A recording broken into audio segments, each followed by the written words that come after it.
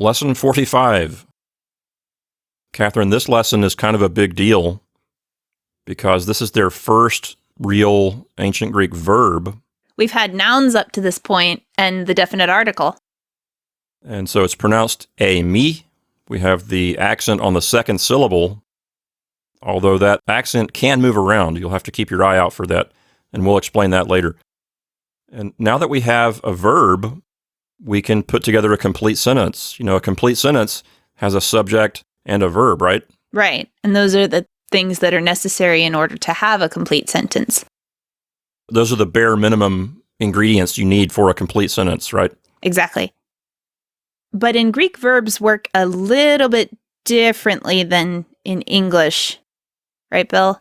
Because we don't necessarily need there to be a separate noun for verbs.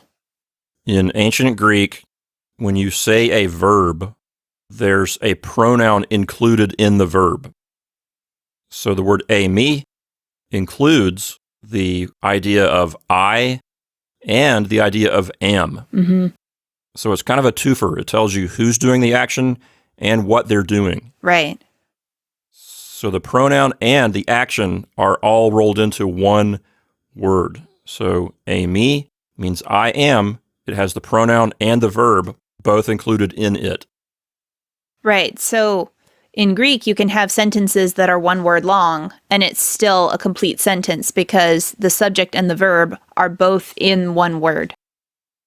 You know, it occurs to me that for our readers who are interested in New Testament Greek, the word eimi is going to be a big deal for them as they study the Greek New Testament, because in the Greek New Testament, Jesus makes different statements that include the word eimi. Mm-hmm. Particularly in the Gospel according to John.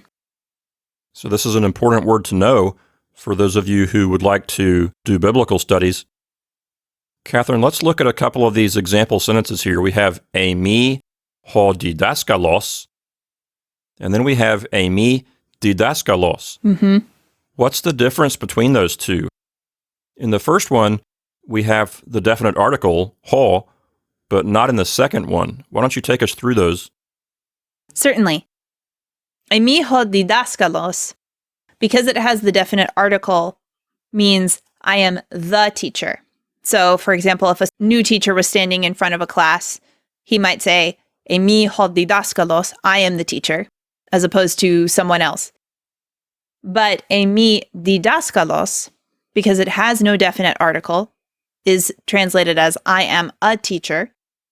So any teacher could be able to say, in just about any situation, eimi didaskalos, I am a teacher, because it's just a general statement. I'm a teacher, but it doesn't have a big connection to a particular class or a particular school or a particular subject. It's just, I am a teacher. So this is a good way for our listeners and readers to get accustomed to how they can use the definite article to generate meaning in a sentence.